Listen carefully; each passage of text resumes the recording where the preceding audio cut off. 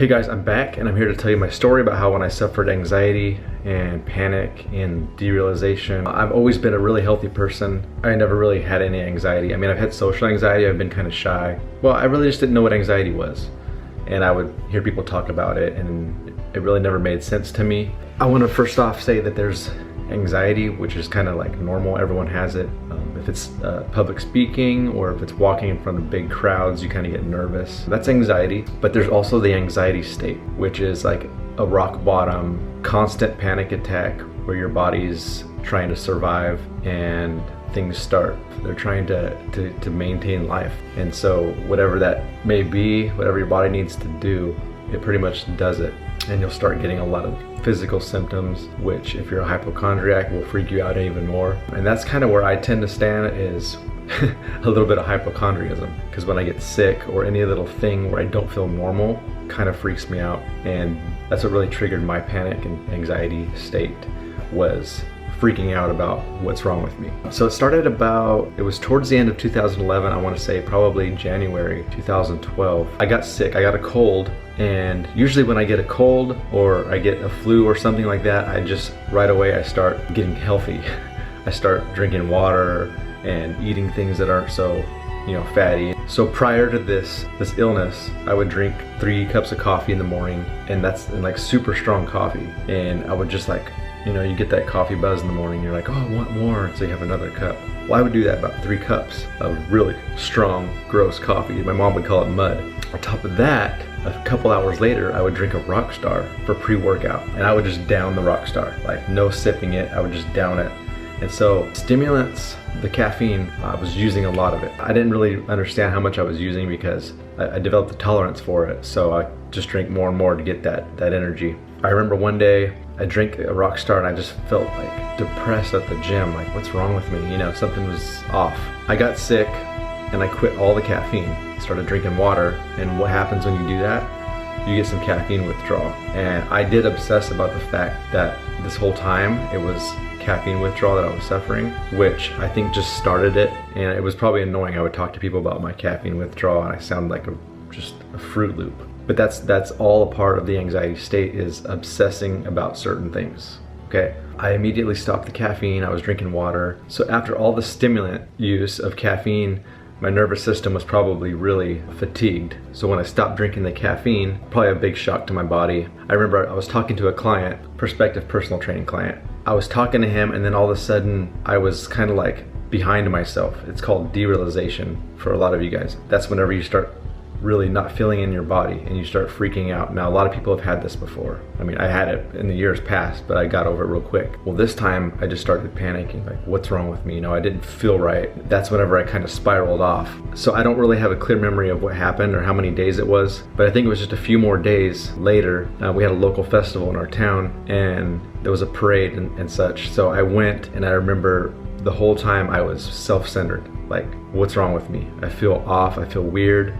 And I started getting this ache in the side of my head. And like I said, I'm freaking out when stuff happens to me like that. And I started to think, oh wow, maybe the cold settled in my ear, or maybe I got an ear infection from it. And so I was freaking out the whole day at the fair, just kind of derealization the whole time. So what happened was I took Sudafed, which is probably the worst thing you can do when you're having anxiety, and my heart started racing and I just couldn't relax. It just heightened my fight or flight response. And I remember I had one of my clients, my training clients, was a nurse, and I remember texting her freaking out, because you reach out for anybody who can help you. If you're a sufferer, you know this. And she told me, yeah, the Sudafed is gonna raise your heart rate and make it worse, just try to relax. And of course, that's not easy when people tell you that, even still, when you're in that state. I remember I just couldn't get a hold of myself. This was a Saturday, and the following Tuesday, I made an appointment because there was a nurse practitioner that would come to our town, and he was a physician's assistant actually. I went there, looked in my ear, he said, yes, it's infected. And so that gave me some relief. Okay, it's infected. So I went, I spent $100 on medications, drops and antibiotics. That gave me relief for a few days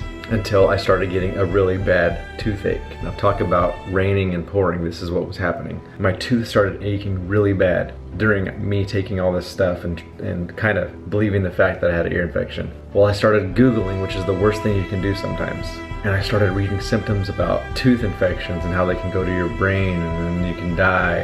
And I didn't know what the heck was going on with me, but it was freaking me out more and more and more. And I remember that night I couldn't sleep one bit. I was panicky, freaked out. I'm a guy that hates hospitals, and that's the last place I want to go. I remember barely hanging on. We called the dentist. I believe it was a holiday that day. It must have been a Monday or something. She came in for an emergency visit. She said I needed a root canal. She worked on me. I started shaking in the dentist chair, and I started having a full-blown panic attack. Because in my head, the whole time I was thinking, there's something wrong with me, something really bad. So that's a constant panic, panic, panic. So it's pumping adrenaline out all through my body, causing physical symptoms. She gave me oxygen as I was shaking in her chair. My mom was there with me, so my mom came in, and we went straight to a family friend doctor. From the dentist, we went straight to his office. Got in there, and he said my ear wasn't infected, so that was kind of strange. One guy said it was, and the other guy said it wasn't. Then he gave me some allergy stuff and said I probably had allergies. Then I went and I bought that, got more prescriptions, thought that's what it was, and still panicked for I don't know how long it was. So what happened was I went back to this family friend doctor in an emergency, and he said, you know what you have? He said, you have generalized anxiety disorder, GAD. And I was like, what is that? I did not know what it was. He said, well, we need to fix it for the long term and for the short term. He prescribed me Prozac and Ativan. Now, I never take medications like that. I use ibuprofen if I got a headache, but I thought people that took that stuff were just crazy. It was never gonna be for me. So I felt weird as it was getting prescribed that stuff. So what happened was, I went, bought that stuff, didn't want to take it, wasn't going to take it, but I got it anyways. Now the Ativan I knew would help me, but I still didn't want to take it. That's just the type of person I was and am. Just don't want to rely on that kind of stuff. So what I did was I went home, and the tooth was still bothering me a lot. And I remember going to, I didn't take the medications. I remember we went to San Diego that following weekend. Man, I just remember it was constantly aching, my tooth, and I didn't take any pain medication for it. I had Ativan with me, and I still wouldn't take it. And that was just a constant panic, anxiety state where you just can't see living that way. You just can't do it. It's just really, really hard. People that don't or have never suffered from it, they don't understand. They don't understand the state at all. So they're helpless. They don't know what to do. And I remember that night in the hotel, it was miserable. I was with family. The youngins were around me. You know, they slept around me on the floor. And I just remember rolling and tossing and turning, and just, I did not sleep. Meanwhile, Ativan was in my bag and would have completely fixed me for the night, and I would have been able to sleep. However, I didn't take it. I remember coming back, and at this time I was training clients, and I had to cancel a lot of them because I just couldn't work. I couldn't do it. And one of the ones that I had at the time was the nurse, and she actually told me, when I told her that the doctor prescribed me Prozac, she said, you do not need to take that. And I was already convinced in my head that I didn't want to take it, but I was taking it, and it was causing all kinds of other symptoms. It had only been 2 days. I told the doctor that I felt like completely like I just didn't want to live anymore. And that's the way it felt. I was completely depressed. And he said, okay, stop taking it. So of course I stopped taking it. I was looking for any way out, and I had no understanding of anxiety, what it was doing to me, how to get out. So this leads me to the next part, the emergency room visits that I was doing. I think I went about 3 times. The nurse that I trained, she had the big connections in the hospital, so she got me straight in. They checked me all out the first time. I'm trying to condense this story because it is very long. They checked me out the first time I went because I went in for a really bad headache. It was like the worst headache I've ever had. I couldn't handle the pressure. On top of that, it was the panic. So what they did was they gave me a Demerol shot, and I was completely loopy, and the pain went away, and they did a CAT scan, CT scan, and they found nothing, said I was okay. So I went home, still panicking, still in the state of anxiety, because you train yourself when you fall into this to constantly think over and over, negative, negative, negative, what's wrong with me? It's this, what if? It's all about what ifs. It's one big lie, but you convince yourself that something's wrong because of the physical symptoms that come from adrenaline. That's the way it works. I quit working out. This is someone who's really in deep in bodybuilding, everyday workouts, eating the whole shebang. I stopped eating I stopped working out. I went from 185 to maybe 175. I lost 10 pounds real quick. People were like, whoa, man, you got small, what happened? And I was like, I went through anxiety. So what happened was I went back to the ER. I convinced my dad to take me, and I felt really bad for my mom and dad because they didn't know what was going on. There was only a few people in my family that knew what anxiety was. So my dad took me to the ER. Again, all they can do is say, we checked you out, you're fine. Gave me Ativan, which would help me for a little while. I remember it was so bad, non-stop. A third time came around, and I remember going to the hospital again, and they said, look, nothing's wrong with you. I mean, I had so many symptoms, weird ones, well, I just couldn't explain them.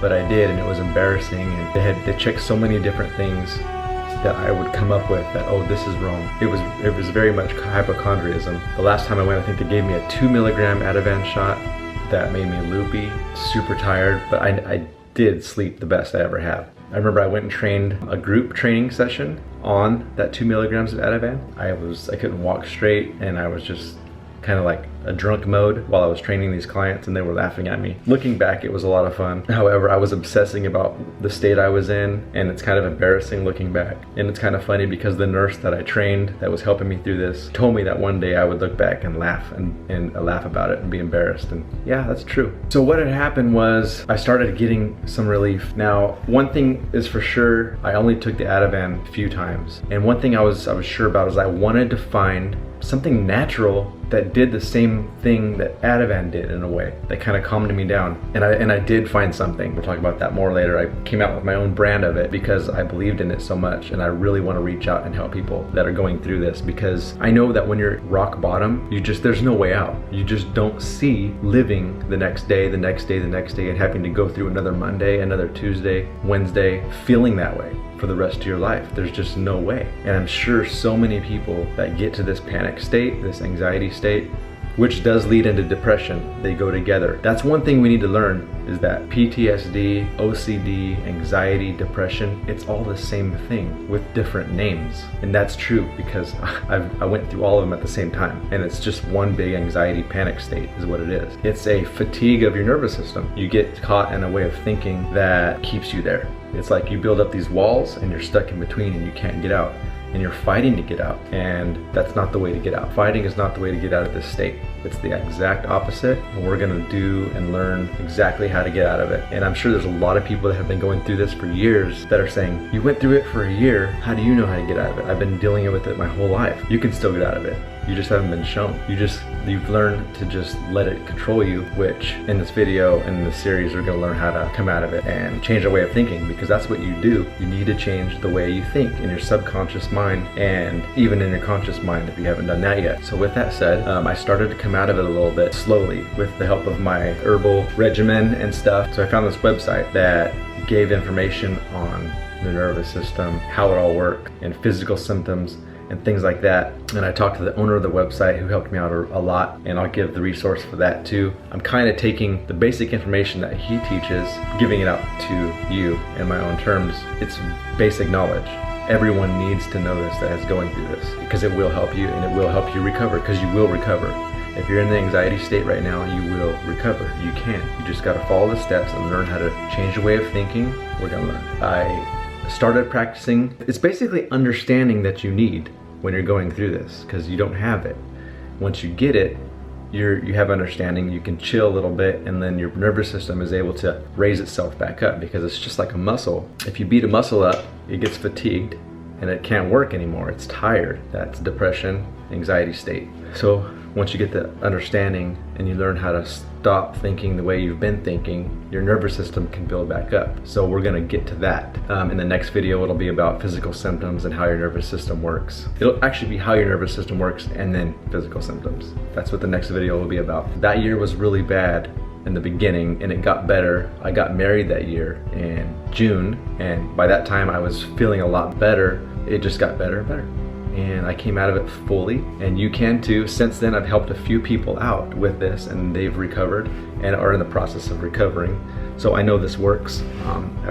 If I didn't believe in it, I wouldn't be wasting my time making a video and coming out with supplements and stuff like that to help you. So I'm not the type of person that's gonna just keep walking and not look back at all the people that are suffering and going through it. I want to be the guy that puts my hand on the hole and pulls them out. So that's what I've dedicated most of my time to doing. So yeah, that's my story. It was really bad. Looking back, no one ever will understand it unless they're a sufferer themselves or a past sufferer or whatever. That's how you can trust me, that I've been there. I know how you feel. And if you're there at home panicking, just know that those symptoms are real, but they're not gonna hurt you. You're gonna gain understanding in this next video that I'm gonna do. And I'll probably do the video today because I wanna get this out to people.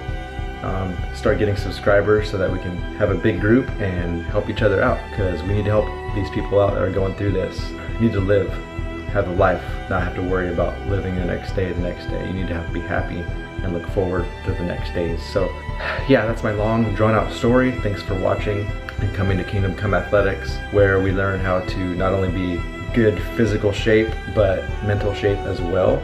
And just have faith, man, because you're gonna get out of it. That's me, that's my story, that's what I went through.